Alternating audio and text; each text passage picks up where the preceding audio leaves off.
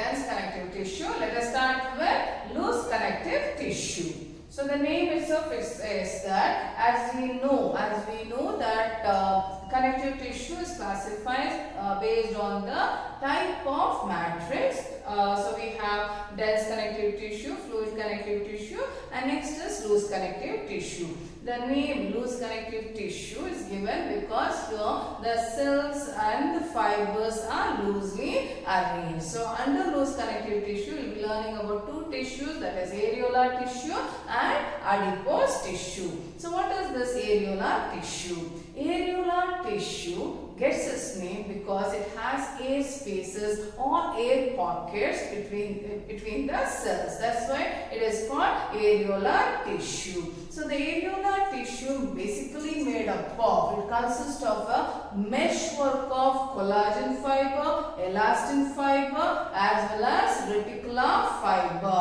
Okay, and where it is present? It is present just beneath the skin. It is found between the skin and the muscle, around the blood vessels, nerves and bone marrow. So what is the general function of areolar tissue? The areolar tissue acts as a packing material, wherever the spaces are there. So our body has several cavity, right? So several body cavity we have. So it will act as a packing material. See, if at all, for example, if I show you this as our body, and we have so many organs in between, and this spaces, it has to fill those spaces, right? And if at all that whether you take the digestive system or respiratory system, they need support. Okay, so it provides support there. So it fills spaces inside the organ, it supports the internal organ and also help it repair. Okay,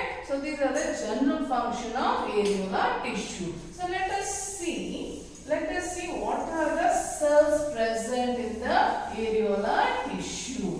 So when we just look at the diagram here, so we can see this green color structure. This green color structure is called fibroblast. It is called fibroblast. So these are the cells which are present in the areolar tissue. So first one is fibroblast. So what is the function of fibroblast? The fibroblast will produce the fibers. It produces fibers. Which are those fibers it produces? It produces the collagen fiber, reticular fiber as well as elastin fiber. So that is the function of fibroblast. Next what we see here is the macrophage. This is the macrophage which looks like which is amoeboid in shape. Next cell is macrophages. The macrophage is amoeboid in shape. It is amoeboid in shape. All these are cells. Amoeboid shape. And what is the function? It will engulf or it will destroy any foreign substance that enters into our body. Any foreign substances, okay? It may be the germs or any other maybe some kind of toxin substance, poisonous substance which will enter into our body. All this will be destroyed by the macrophages. So it engulfs foreign substances. Okay, foreign substance means any substance which is new to our body. When it enters into our internal environment, anything which is new to our internal environment, it will destroy it. That is macrophages. It may be germs, or it may be any toxic substances, any poisonous substance, it will destroy. That is the macrophages, right? Next what we see here is mast cell. Next is mast cell. This mast cell will produce certain chemicals such as histamine, heparin and serotonin.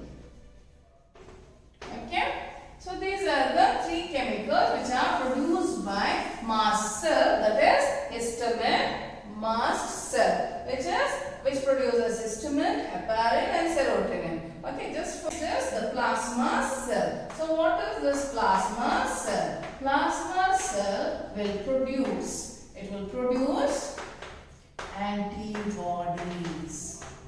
Okay, it will produce the antibody. So now this is the different types of cells which we see in the areolar tissue. So which are the different types of cells present in the areolar tissue? One is fibroblast. Next is mast cell, macrophages, and plasma cell.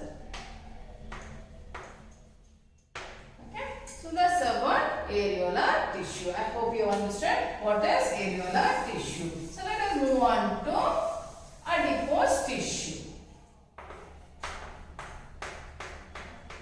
Adipose tissue is nothing but our fat tissue. Okay. So if at all we look here under the microscope, we see these cells. They are large cells, fat cells. Okay.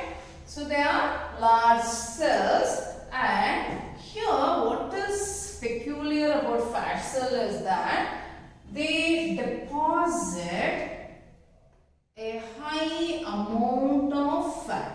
Each cell will store the fat, whatever fat substance what we eat, right? So we include the oil, ghee, butter, everything. No, so everything will get stored in this cell, that is inside the adipose tissue. So it will have a large composition of this fat inside. Okay, so that will be occupying the major portion of the cell. This entire part what I am drawing here is actually fat.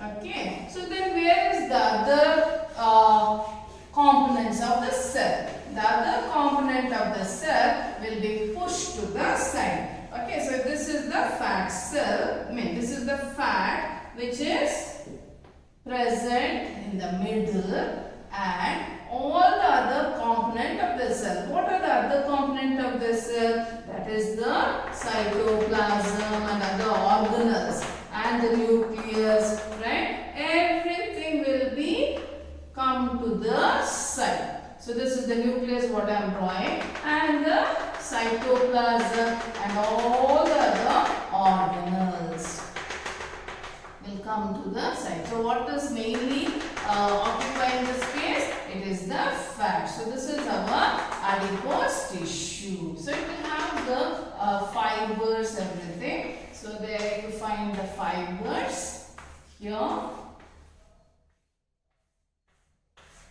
Okay, so this is our adipose tissue. This is the fat globule. Okay, this is the fat globule, and this is the nucleus and the cytoplasm. Okay.